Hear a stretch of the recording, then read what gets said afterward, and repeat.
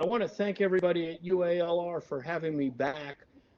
Golly, our association goes a long time, and it seems that every couple years, either Dr. Pierce or Dr. Talbert asked me to join a class and talk about what I'm working on, and and I'm always happy to do that. And in particular, I'm happy to join this class today. My understanding is that um, if you were on the East Coast where everything happens, class would end at 5:20, but you're not. You're in Little Rock, which is a pretty good place to be, but their class ends at 4:20. So no matter what, we will end it at 4:20, maybe 4:18 even, or whatever. And so maybe early.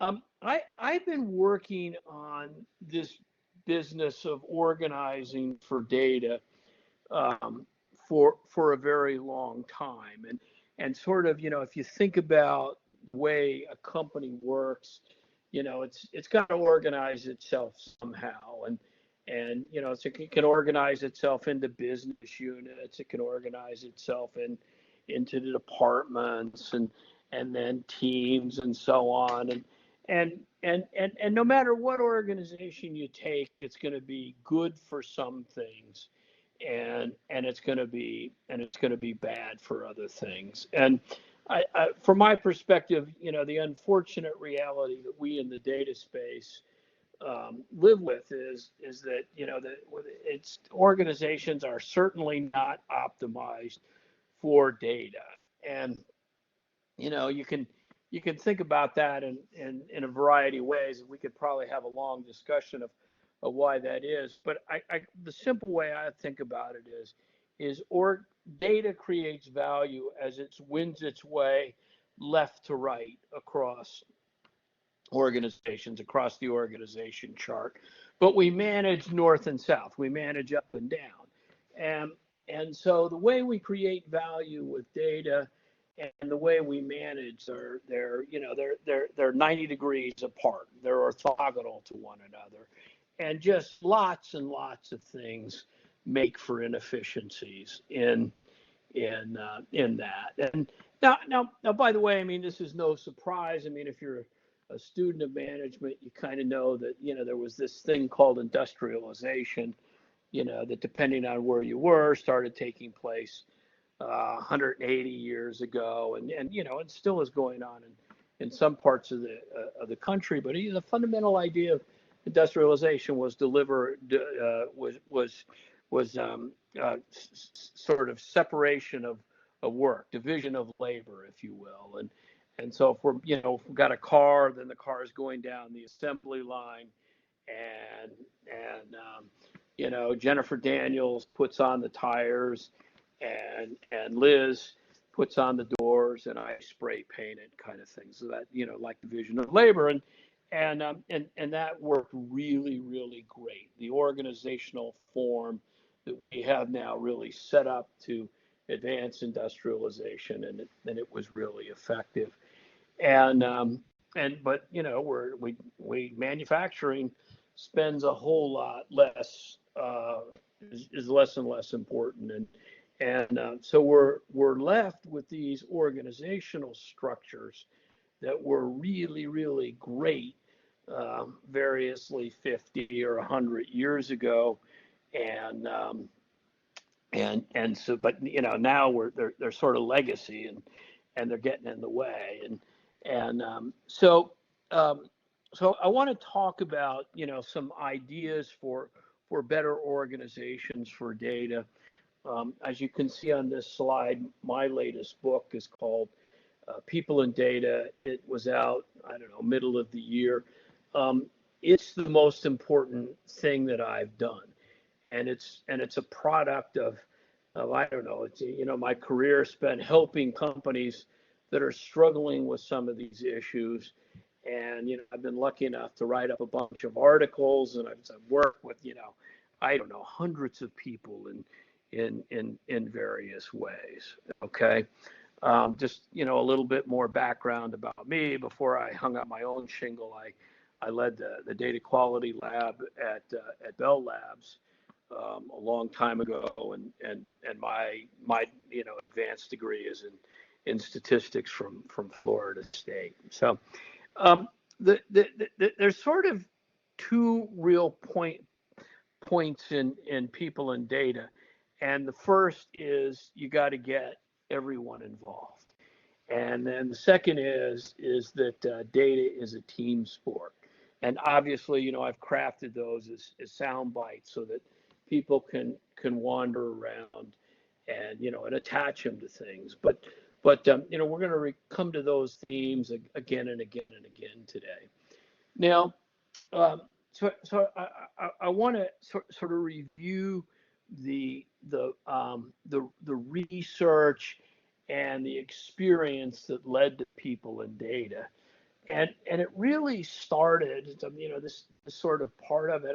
I guess 3 or 4 years ago, it was increasingly clear that there's this paradox, right? And so, like, if you look at companies that how they're doing with data, there's these things I call points of light. I mean, enormous success stories, billion-dollar benefits to those companies. It's, look, I feel really lucky that I've been involved in 2 of those, and so but then there's plenty of others, but the bottom line is that those are the exceptions, right? The points of light, the billion-dollar success stories, are the exceptions.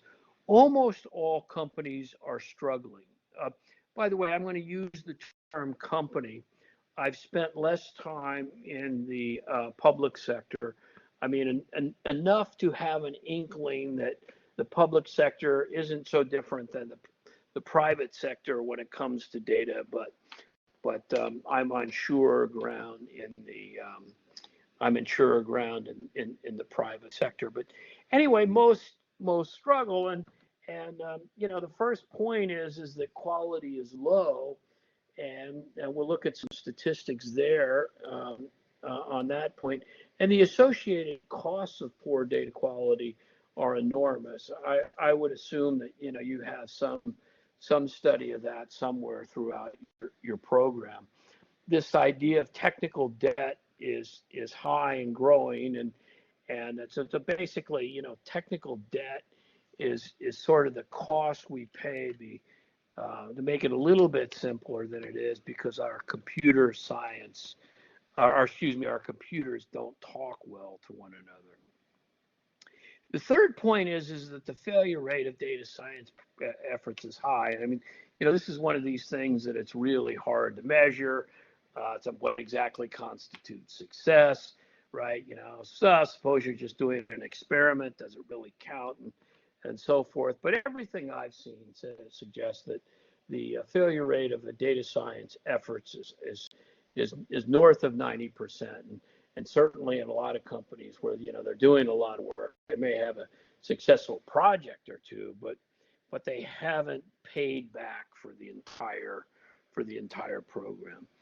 The third point is that productivity is stagnant, and so here we're really talking about productivity from an economic point of view, a labor point of view. Is what do you get out for an hour of work, and the thing that creates wealth in economies is productivity gains, and so when productivity is going up, that is good for entire countries. But productivity is flat, and it has been flat for a long time. The fifth bullet point: chief data officers can't stay jobs. In fact, you can read about this, but I think the average chief data officer seems to make it 2.5 years, and before they move on, and in some cases they're moving on to better jobs, and oftentimes to retirement. But the point about that is some of the problems that we know, like we've got to put in place a better culture. Well, you're just not even going to make a start of that in a couple of years.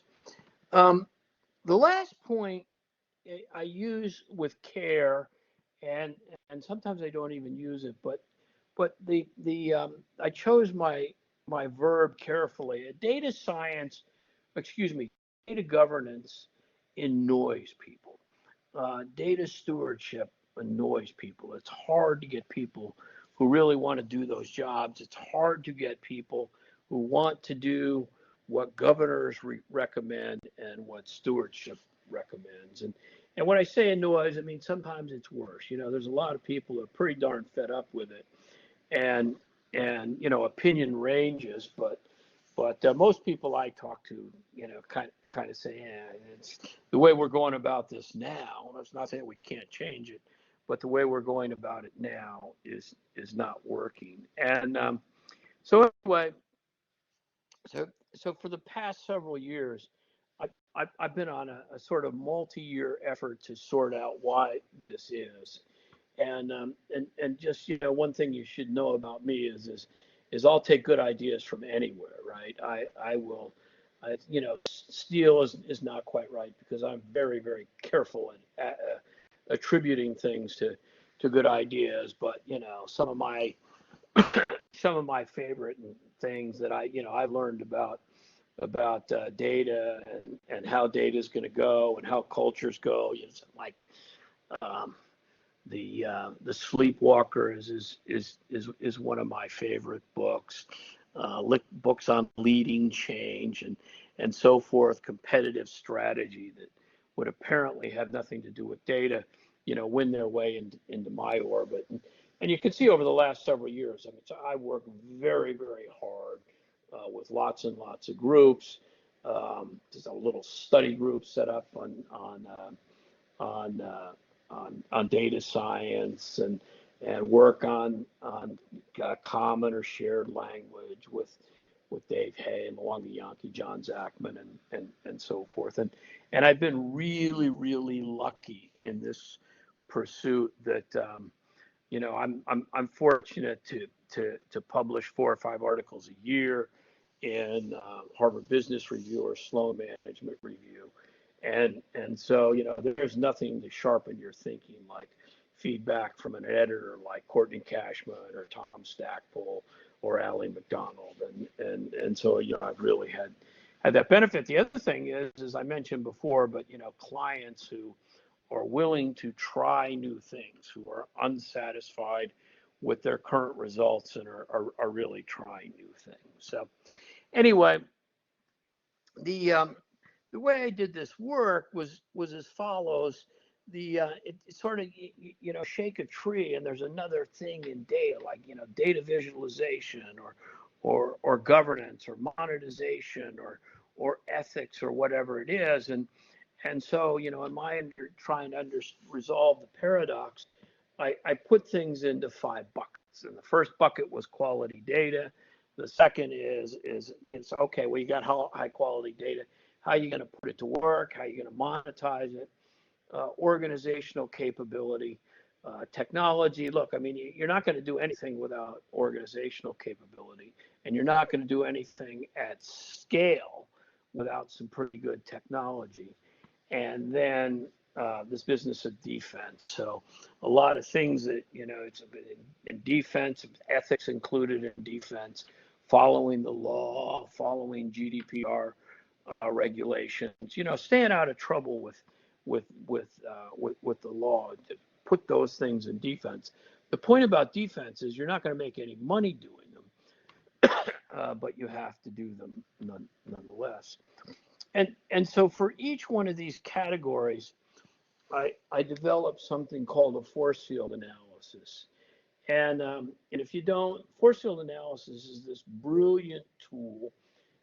If you don't have it sort of in your toolkit, I suggest you put it there. But the basic idea of a force field analysis is it recognizes that a lot of complicated things happen to make things the way they are.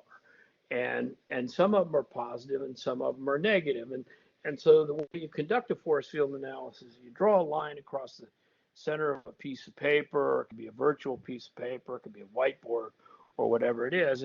and you label the variable you're interested in with that that thing. So here you can see we're interested in the level of data quality, and then forces that are holding the level of data quality back, pushing that down, making that lower. Those are called restraining forces, and they're pictured in the red literally as vectors, pushing down on that line across the center of the paper, pushing down on the level of data quality. And then driving forces, things that are acting to push up the level of data quality. These are called driving forces, and you can see, I mean, they are visually depicted as driving that level of data quality up. And so, look, I'm not going to go through the details of this slide, other than over on the left. I mean, so, like those who address data quality properly by trying to find and eliminate root causes of error and putting in control so root causes don't come back and stuff like that, they really can improve. And but the unfortunate reality is most are not following the approach that worked best. Most are doing something different. And so that's the kind of thing that a force field analysis helps you sort out. Now, I think I'm going to do one or two slides, and then I'm going to just take a quick break and see if there's any questions, because we're going to have covered a bunch of research pretty darn quickly. So again, part of the reason I like this force field analysis, it helps you spot out, it helps you call out things that are really working. And we've got plenty of good news, right? So if you do it properly, data analytics works, data science works. I mean, if you have all the data you need, you can really get somewhere with AI and so forth. And similarly, done properly, data quality works. And of course, by the way, I mean, done properly, I mean, it's a big condition, because most of the work is not done properly. We have lots of technology that are ready to go. I mean, I'm excited about knowledge graphs. I'm excited about blockchain. I'm excited about AI. Some things are still going to have to grow up there, but we're not getting much real benefit out of them, right? But they're there, ready to go. And from a people standpoint, the number of qualified data scientists is growing. University system in the United States and in other countries responded well to the need for data scientists. And so, at least with the sort of mechanics of doing data science, we've got a lot of pretty skilled people, and the number is growing. But the bad news is this. I mean, on balance, today's organizations are unfit for data. And I started this discussion with this. I mean, they were designed for a different age, and just some of the, I guess the right word would be snurge, right? Just sort of things associated with them are really catching up to us. The number one thing is there in red, and I use the term regular people for those without data in their title. Sometimes I say it as regular people, or those who are smart enough not to put the data in their title. Well, we exclude them from too many data programs, and just start talk about, okay, well, we need to improve the culture.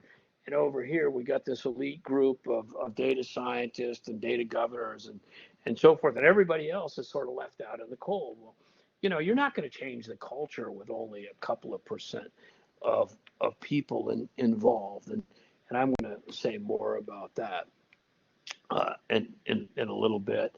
I also, want to reinforce this point about data silos. And so, again, I mean, data creates value as it moves left to right across the silos, but we manage up and down in our silos, and they add enormous friction to anything where we want to use data. confuse data and tech management. I mean, so if you want to kill a data program, have it report to the CIO. And just, tech and data are different kinds of assets, and confusing the two when it comes to management really hurts both. Culture, Gemini, if I had a nickel for every article I'd seen on data culture, I'd be I'd probably be as wealthy as Sam Walton. But culture is really, really hard. And the last point I want to make, we're not going to talk much about it today, but don't senior leadership has stayed on the sidelines. And on the one hand, I have enormous sympathy for senior leaders. I mean, this data stuff is hard to understand, and we in the data space, including myself and everybody else, collectively we do not tell a consistent story. And so, if you're a very senior leader, you see what you read in the newspaper that Gen AI is busting out all over, but you don't have it and you can't do it. And when you go ask about it, it's like, well, yeah, it's related to data-driven decision making. It's related to monetization, but our data is not good enough. And by the way, visualization in here, and it's enough to make somebody's mind just blow, right? So confused. And so on the one hand, I have enormous sympathy for senior leadership, but on the other hand, sooner or later, all change is top down, and without senior leadership weighing in, we're just going to have a hard time advancing very fast in our organizations. So listen, I've been talking now for about 15, maybe even 20 minutes. That seems like a really long time. So I'm just going to take a minute pause. And Liz, would you see if there's any questions? If you have any questions, about sort of the base research here that's gotten us to where we are now. All right. Thank you very much, Tom. I've got it open. Let me just double check. Any questions in the chat or in the class?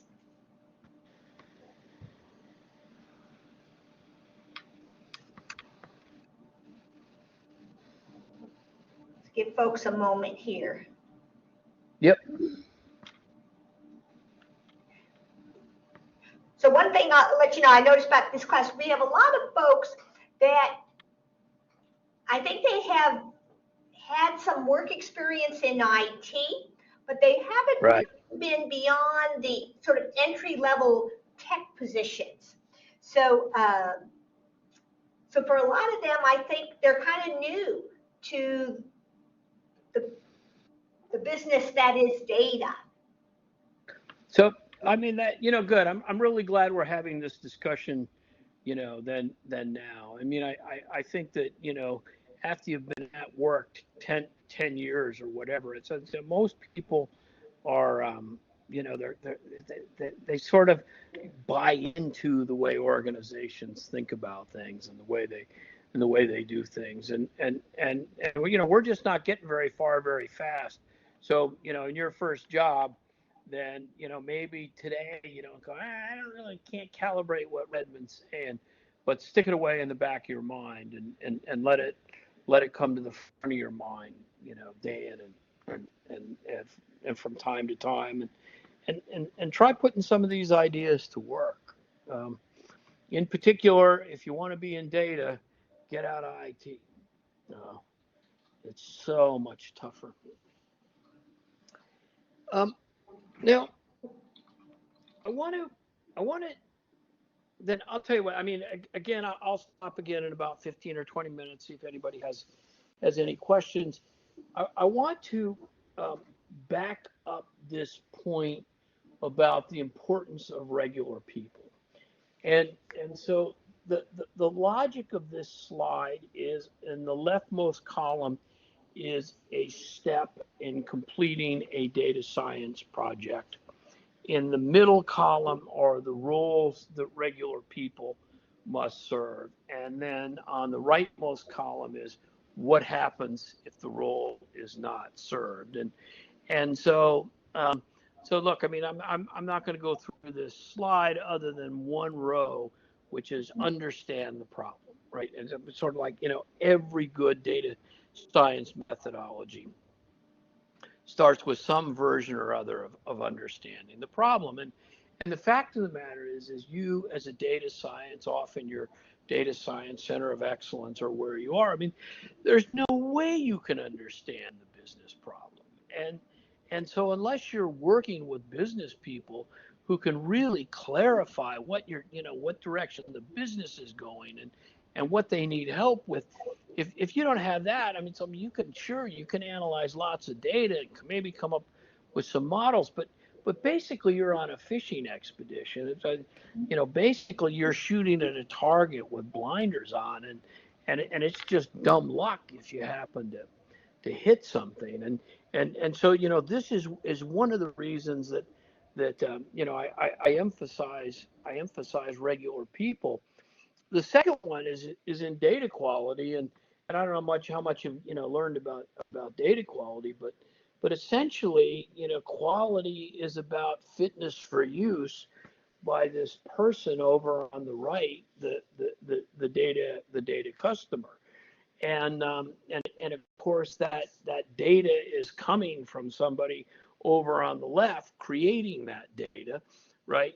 Data is flowing, and it may go through a bunch of transactional systems and data warehouses and so forth. But by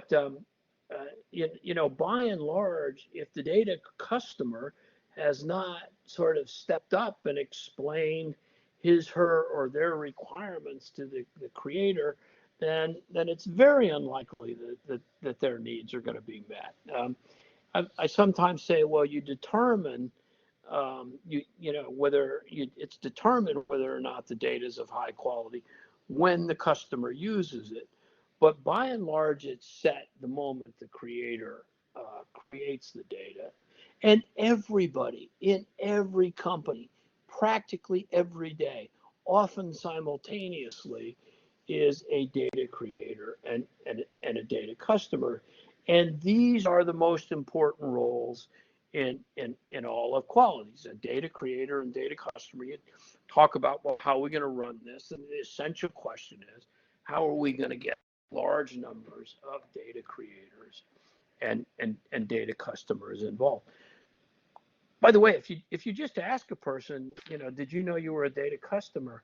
Most of them go, no, I never thought about that. But then explain it to them, and it takes them about a minute to catch on. And then, ask them when they know you're a data creator. I mean, again, it takes a minute for them to understand that they do work that creates data that wins its way to somebody else. And this point is so basic and so simple, and yet so easy to miss.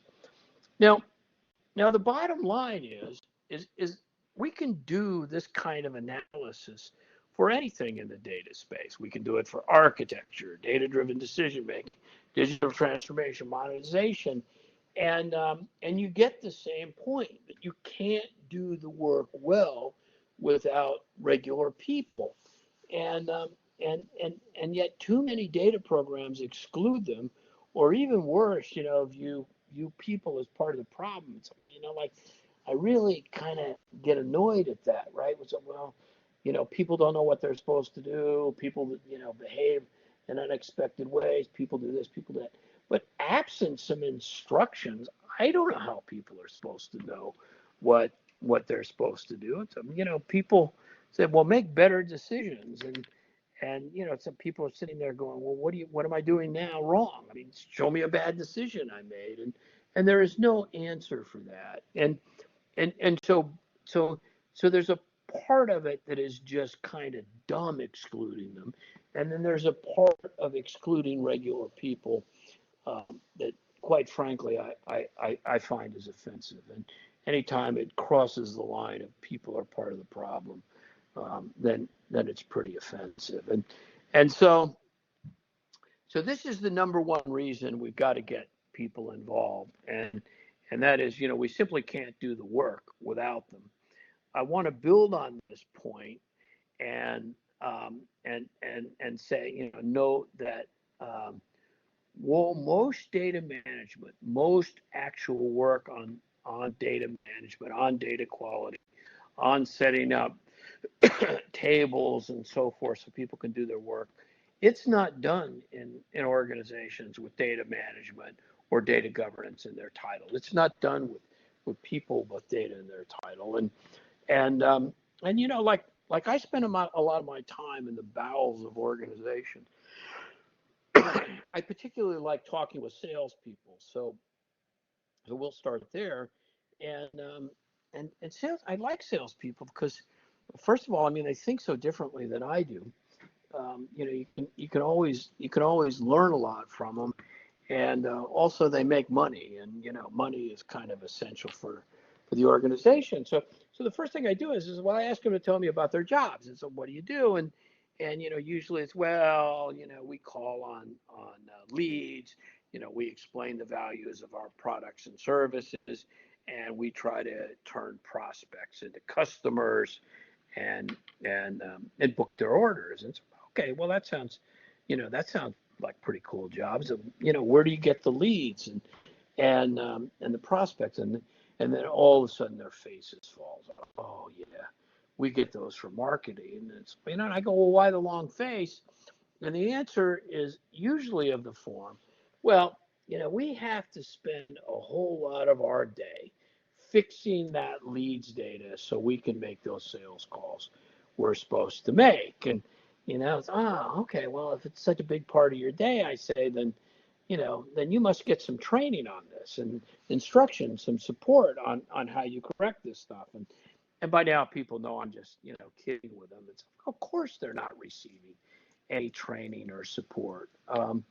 It's variously, a lot of salespeople tell me it's a third of their job, people in operations a little bit less, people in finance more, and data scientists complain that it's their whole job, right?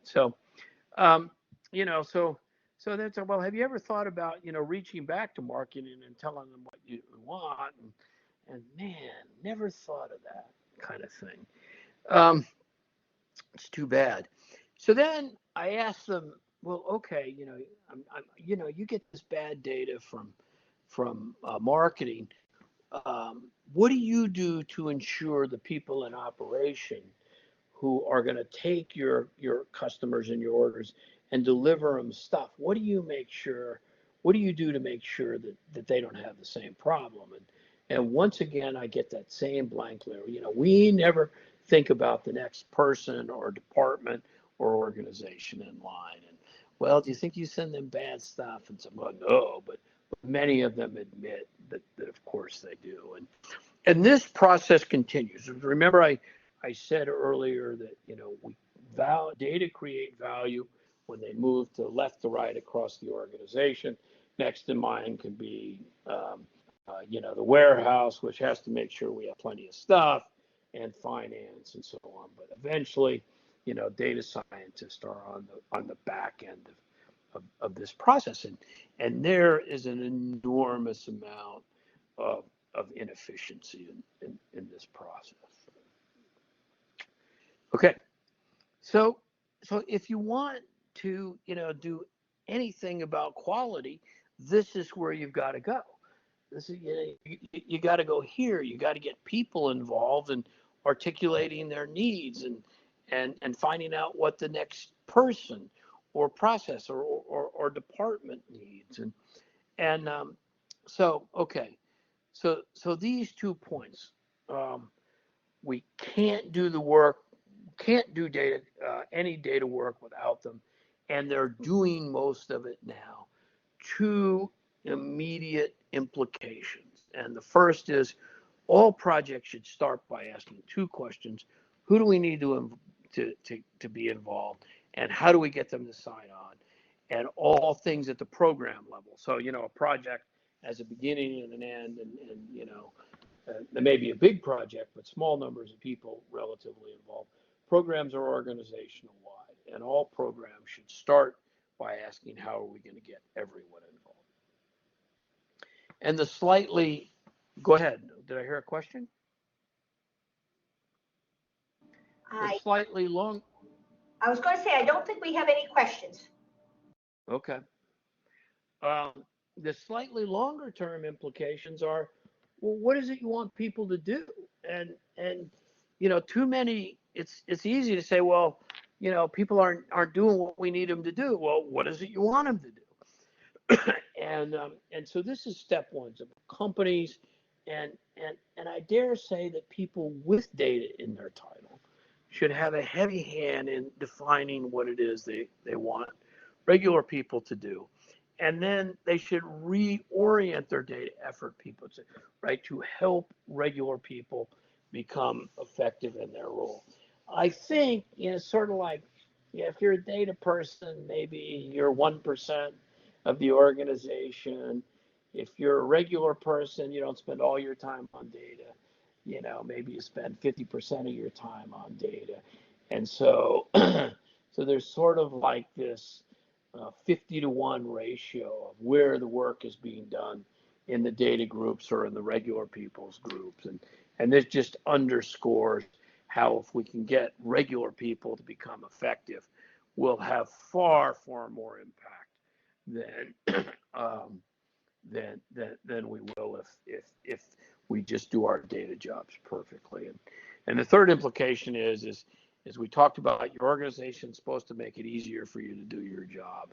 And so we need better organizations for data. And so here is Redman's starter kit for regular people. These roles of data customers and data creators.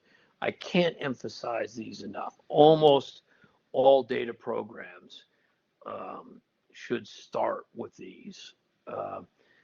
Regular people should be small data scientists. I'm of the perspective that, part of your job should be improving your group, your team's performance. And that doesn't require lots of data. That requires little bits of data. And so if you've, been fortunate enough to work in a company with Six Sigma or whatever it is, this is akin to that lean, then you know what that's all about. Collaborators in larger efforts.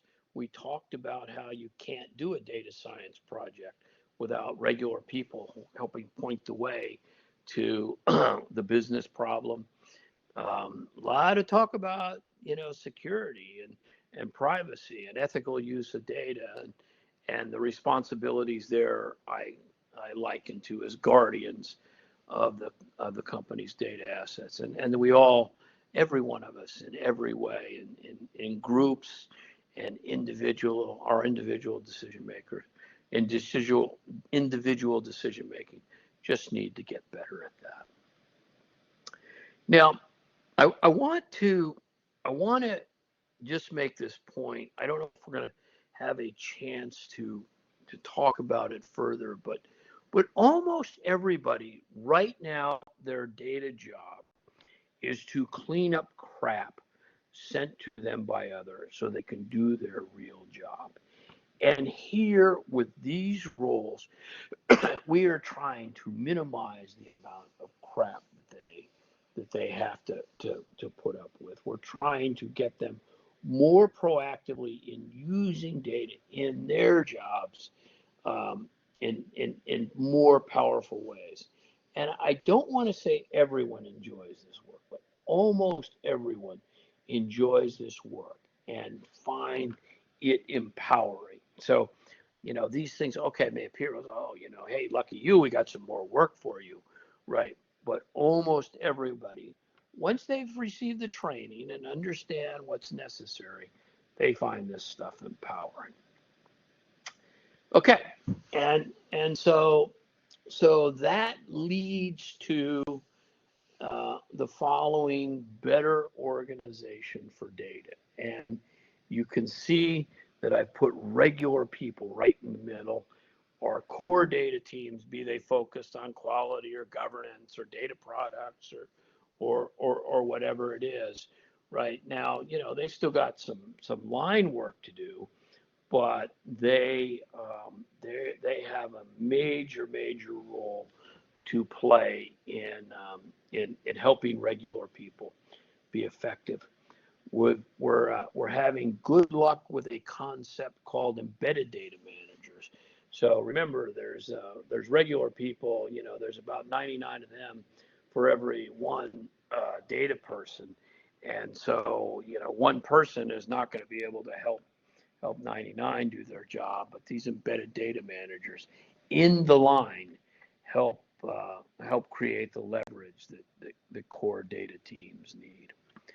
Now again, at some point I have a slide in here that says stop here, and at that point I want to take a couple of minutes and decide what I'm going to do between whenever we stop and 4:20, so that we don't run over. But I want to point out, if we do, we're going to talk about these things called fat organizational pipes, right? And so much work involves coordination.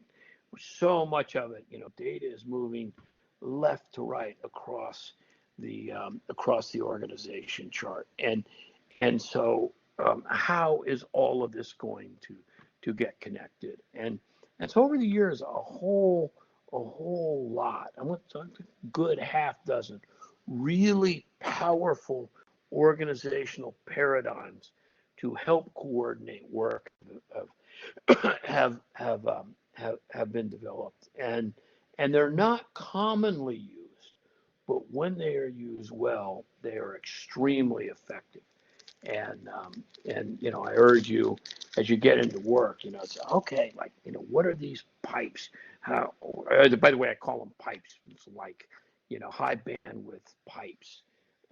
These are organizational non-electronic pipes. Okay. I like to call this figure one. This is the big picture organization for data.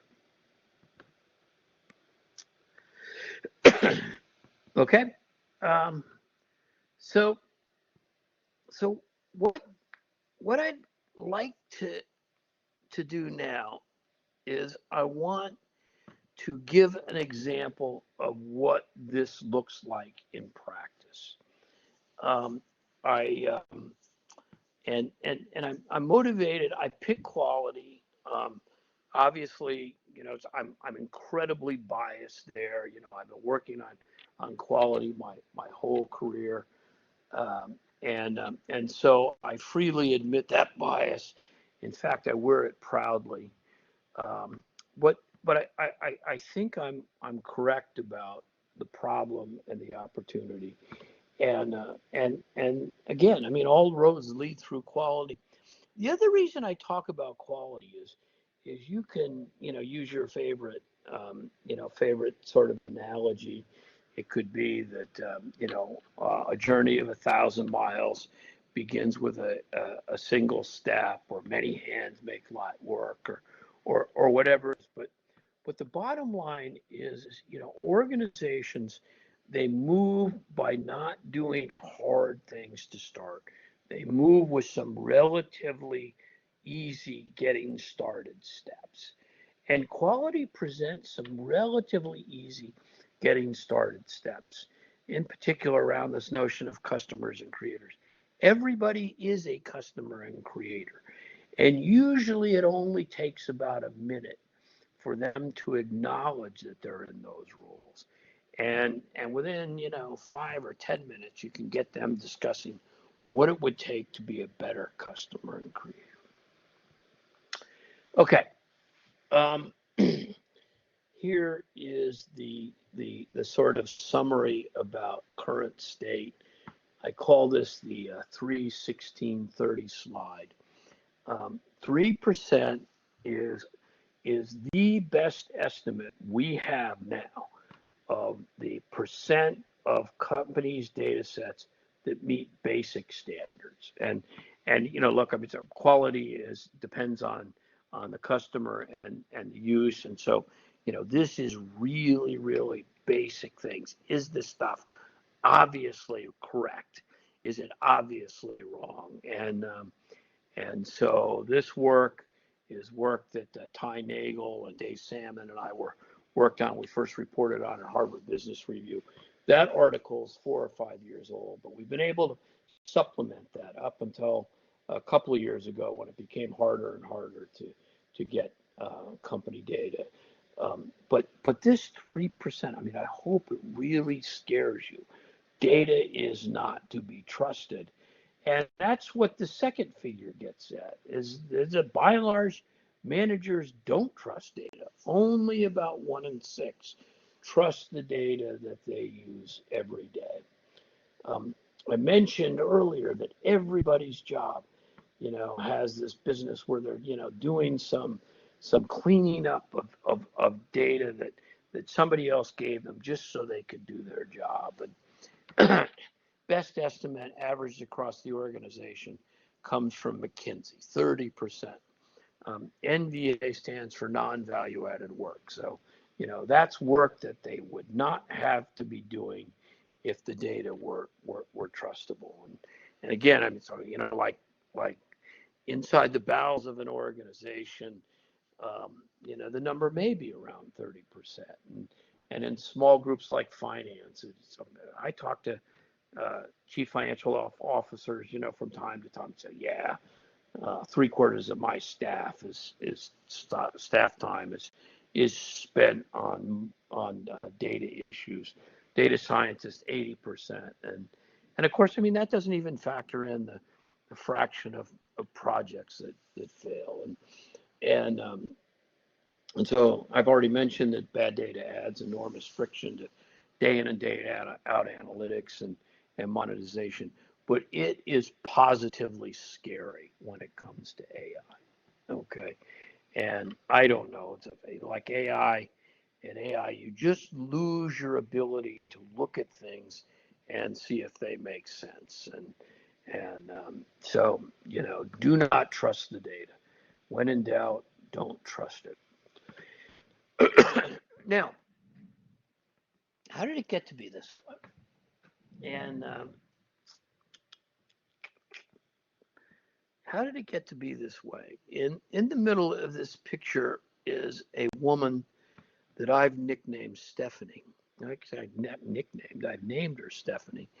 And this story that I'm about to tell, Stephanie could be working in sales or operation or marketing or logistics or finance. We're not going to talk about where she works, but this is the way that all that sort of work that we talked about, that extra work people are doing, developed. And so Stephanie is preparing on the day this vignette unfolds for her first presentation to the board of directors. And she's sitting at her desk kind of going over the presentation. And her assistant pops his head in and says, "Boss, I'm sorry, there is a mistake in the numbers for the widgets department in your deck." And she, "Oh my goodness, I can't take bad numbers to the board. You got to find it. I can't. I just can't go to the board this way."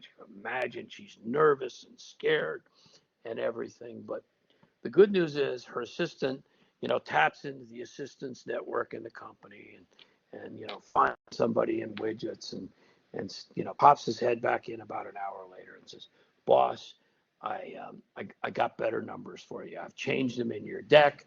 I just emailed it to you, and I emailed it to the coordinator for tomorrow." And so she breathes a sigh of relief. The next day, she goes off to the board meeting, and the board meeting could not have gone better. The board responds well to her. She finds communicating with the board easy, and they have a great 30-minute session. And so she comes back to her office, and she's pretty darn happy, right? I mean, she's just had a great experience with the board. She walks into her office. She tells her assistant what happens. She thanks him profusely for getting new numbers, and then says, "Hey, take the rest of the day off. And here's an on-the-spot award, $200. You and your special someone, dinner at the best restaurant in town tonight." And he's no idiot. He packs up his backpack just as he's going out the door. She says, and you know, you should check the widget department numbers every month. Okay. Now, how do you feel about this story? Um, what do you think? And are you happy for this woman? Is there something that bothers you about it? And most people, yeah, I'm kind of happy for her, but yeah, there's some things I don't like there. And I want to build on these. And so, first of all, you have to agree she could not take bad numbers to the board. All right. And just as people in sales can't make calls on customers with potential customers with bad data. She has to do the work there in the day to not take bad numbers to the board. But she didn't verify that the changes were correct. All I said was her assistant said he got better numbers. After the meeting, she didn't involve didn't advise her colleagues over there. Indeed, she left others to be victimized by bad widget department numbers. She could have offered to help get to the bottom of it and get to the root cause so that it didn't happen again. But worst of all, she took responsibility for correcting widgets department data every day. And it is just so easy for everybody in sales, marketing, and so forth to fall into that same trap. There is something that needs to be done today. We have to get the data right to do that. And well, you do that and you do that the next day and do that the next day, and pretty darn soon, it is the way that is the way quality is attacked in the customer in the company. A better way. I mean, again, we cannot fault Stephanie for her actions on the day of the story unfolded for getting the best number she could. But it would sure be better if she recognized herself as a customer. If she reached out to her counterpart in widgets, sort out where the data was came from, and then offered to be a member of a team to conduct a root cause analysis, find out and eliminate the root cause of error, and put in a series of measurements, controls, whatever needed, so that things don't happen again. Okay. And this is essentially what it means to be a good customer, right? You have to get through the day and you have to get through the next day, but take it upon yourself to make it so that sooner or later we can trust the numbers. Okay, good. I want to tell a story now. This is a story. I mean, this is exactly what happened. You can read this article in an article. You can read about this further in an article May Alawish from Gulf Bank in Kuwait, and I wrote 4 or 5 months ago. But this is sort of how you get in front of it. May got the job as the new CDO, Chief Data Officer, and the first thing she did was, she's, oh my goodness, look at all these things we need to do. She reached out to me to try to help her sort it out, and we talked to a lot of people about, well, what's the first thing we ought to do? How do we gonna get traction? What can we wait? What could wait for later? And one of the things that a lot of people, when they're in their first data job, they say, well, I got to create a quick win. I got to build trust that I can do something. And so we discussed the idea of what would constitute a quick win with her boss, Raghu Menon. And Raghu was the deputy CEO. And Raghu said, you know what? I don't like these ideas of quick wins. I've been around this industry for a very, very long time, and I've never seen any of them work. And, he kind of went on and on about that. He said, look, the first thing you need to do is get the basics right. And he said, I'm not sure I know what the basics are. I mean, so you're going to have to go think about that a little bit. But what I don't want to do is I don't want us to start something and try to do a quick win and then do another thing and another thing And in 3 years' time, we've not gotten the basics right. So let's first do that. And and so again, it's May, and I spent, let's say, she was new to the company, and I was a consultant. Well, we spent a lot of time talking to people. So what is it that will get the basics right and will people will accept? And this notion of customers and creators, people we talked to said, that's a really interesting idea here. We should explore that further. Now they could have said things around. They could have said things around better decision makers. They could have said things around getting AI started. But they really liked the notion of customers and creators, and it took me a long time later to figure out exactly why that was. But I mean, I want to repeat this over and over. Organizations start transformative journey with simple first steps. Okay. And so the step here was going to be to get people to step into these roles as customers and creators. And so, all right, that sounds simple, but then May, the day we're sort of talking about this, it's kind of like, well, Tom, between me and my team, there's 6 of us, and there's about 2,000 Gulf Bank employees.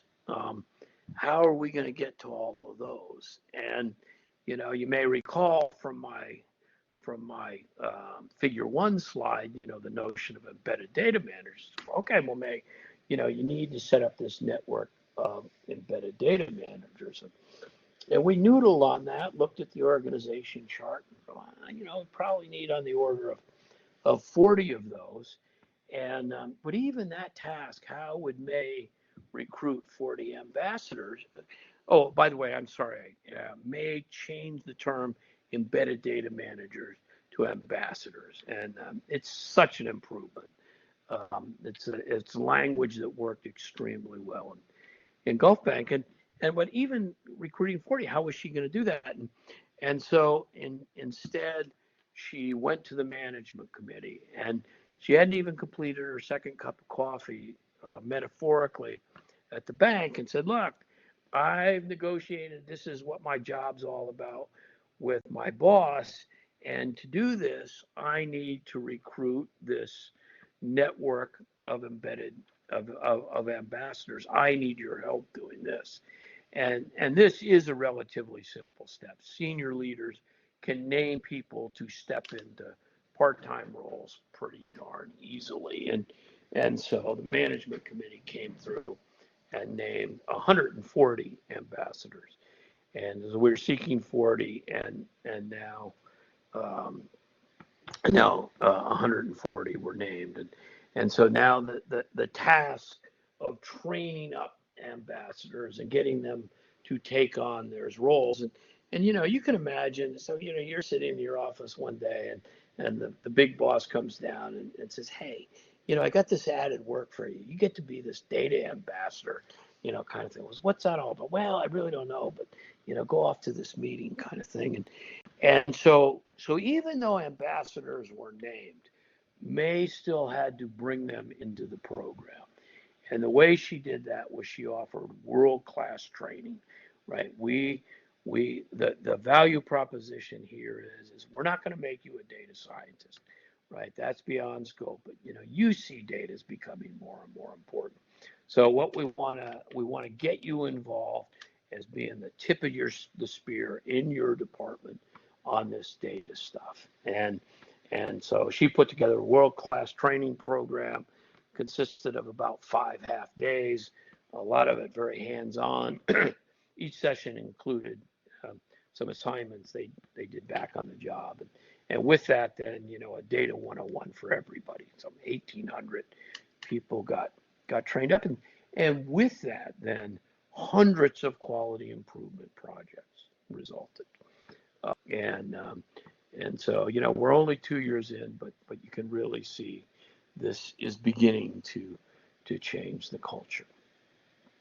Okay. Yeah, I think I'm going to skip this slide. Oh, I'll tell you what. Let's see what time it is. 5:08. So I'm only going to talk about one more slide, and then we'll break. I'm sorry, I'm not going to be able to talk to fat organizational pipes. Um, well, I want to talk about this slide a little bit, and here's what's going on in this slide. So you can see there's a kid.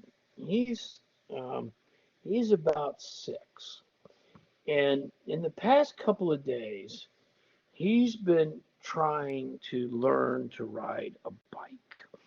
And the other person in this slide is his mother, and his mother's been trying to get him to learn the bike. And so, and everybody knows how kids learn to ride the bike. They can't ride. They can't ride.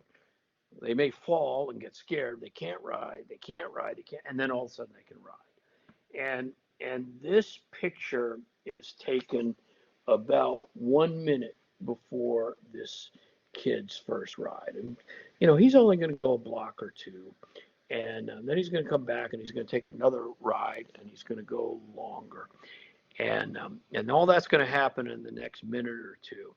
And then by minute 3 in this picture, this kid is going to be insufferable, right? He is going to be so proud of himself.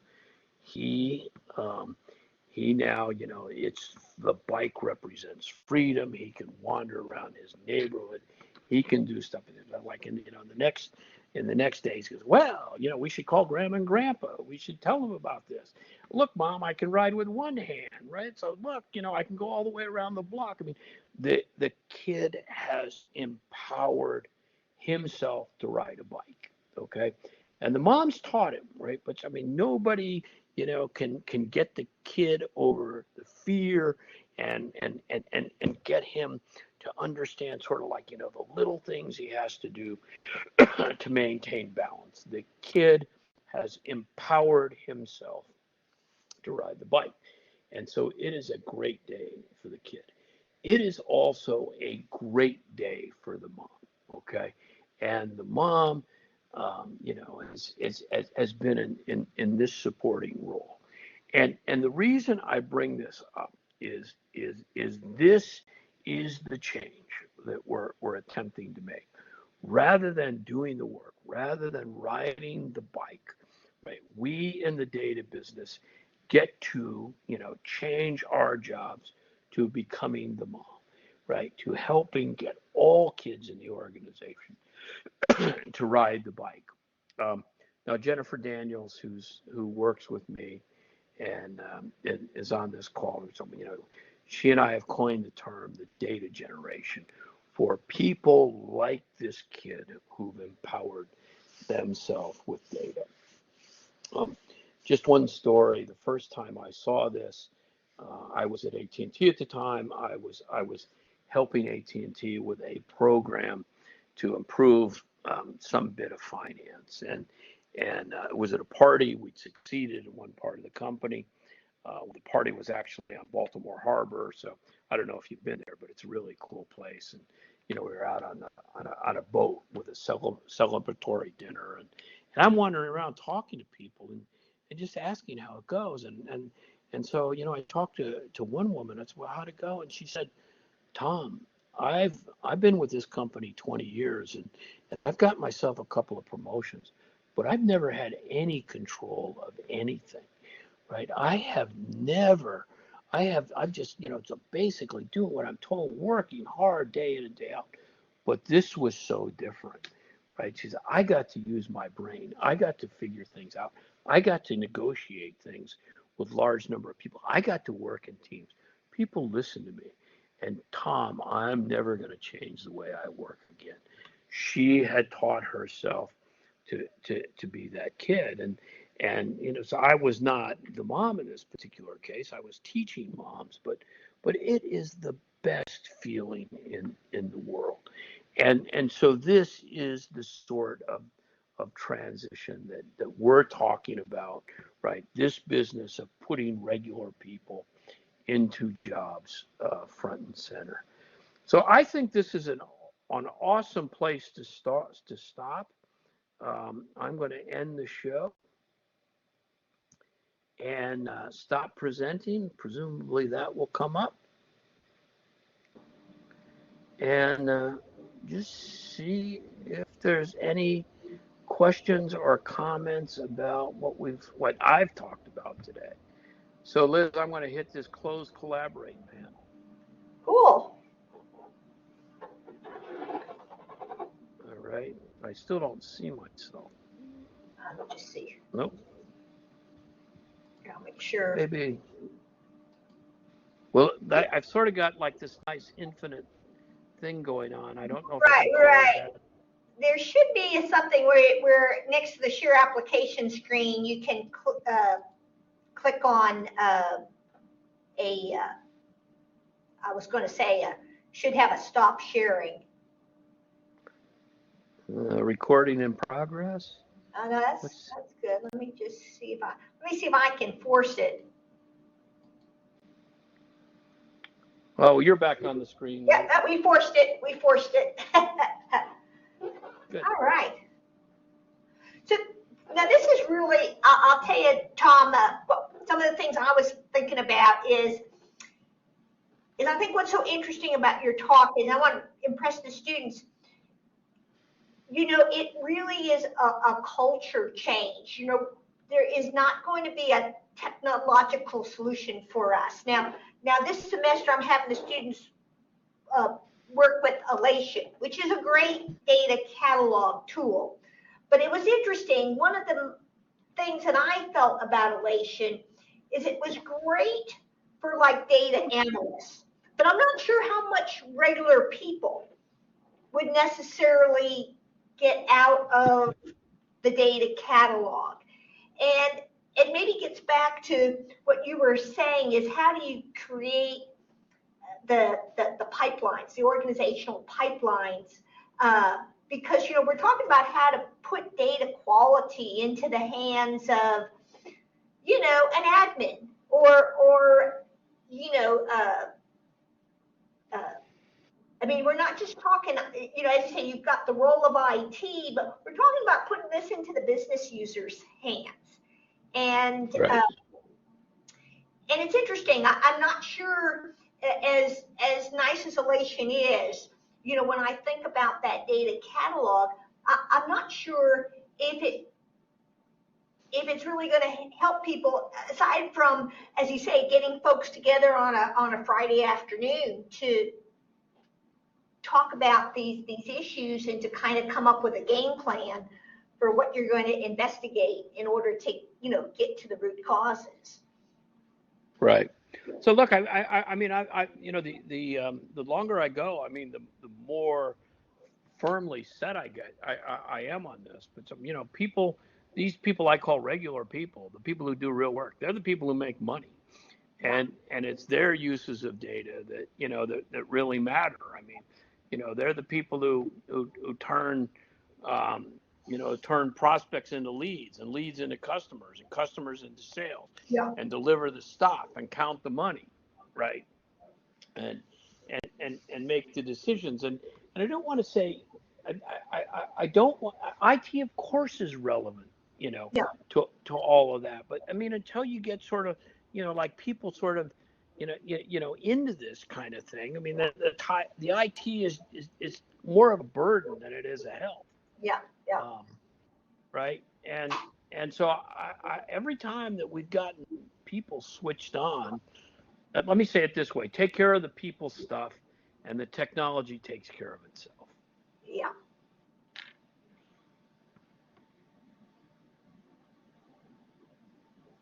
Yeah. And do you think, I'll add one more thing, and then I know we're getting close to the end of the time. In some ways, do you think it's getting harder as we get, I was going to say, these larger systems? Like when you get these really giant ERP, right now at ULR, we have a giant, Workday system, and or SAP is another great example. You think as the systems get bigger, it's getting harder and harder for people to know where the data is coming from and how it's being generated? Yeah, I think that's exactly right. I mean, those enterprise tools, I mean, they're not designed for your company. They're designed to sell lots and lots of things, and so there's nothing custom about them.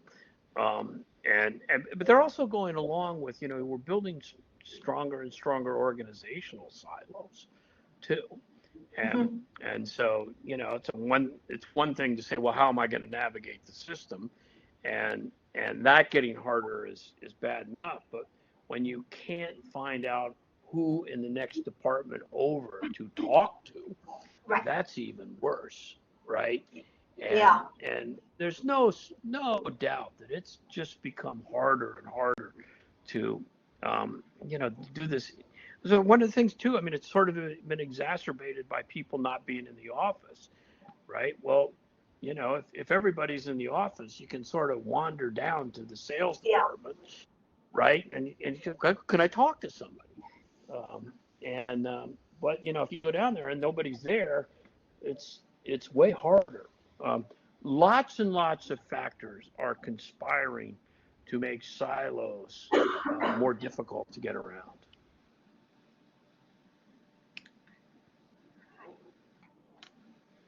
Now, as I say, this really enjoyed your talk. I have the students do kind of a reflection on every speaker, because I think a lot of the students maybe, as they say, feel a little, I would say maybe you feel a little intimidated, because for many of them, this is their first semester. And as they say, I mean, how many students have let's just, I bet we can do kind of a show of hands. How many students have worked where they've had a role in entering data, reporting on data? Oh, we got one student in the class. What was your job? Yeah, it was similar to a kind of data steward, I think. Okay, he had a role as a data steward. Yeah, that's a really tough job. Yeah. So it is related to credit card business. Okay, he was working the credit card business. Yeah. Yeah. So Liz, we're at. Oh, we have another one. Mohan also had a role with the data. Hi, doctor. Yeah, I previously worked as a data engineer a couple of years for a pharmaceutical company, and I'm currently working as a full stack developer for UMS. I mostly deal with the confidential data of the patients at UMS, extracting the data, transforming the data, and getting data insights using the visualization tools. Yeah. I mean, that's a really important job. We gotta, and you gotta make sure you're following privacy responsibilities and privacy obligations, and it's making it so people can get those insights. We all know they're there. So, hey, listen, we're past time now, and I'm my first rule is, listen to your customers. Yeah. And then the second rule is never go over. Yeah. Well, we thank you so much. We really appreciate it. I'm going to give the students time in their reflections to kind of digest this, and to think about, what is the challenge? How do we empower everybody in our organization to be able to improve and participate in data quality? So that's the real challenge. No longer it's just data analysts or data stewards or the IT department. Yeah, how do you create an environment where everybody has a way to, if they see a data issue, they not only can say something, they can get something done about it. And let me just say one last thing about this. I mean, to me, the opportunity here is to become that parent teaching that kid to ride the bike. Okay, I mean, it is an awesome feeling, right? And obviously, people, just their first semester haven't, sort of done things. But I mean, if you're going to take one idea away, it is keep that idea that it's not just about you doing the work. It is about you teaching others to do the work. I mean, you can be so much more effective and have so much more fun and job satisfaction with it. All right. Well, Tom, thank you so much today. And I was going to say to the students, have a great evening, and we'll be back in class again on Wednesday. Thanks.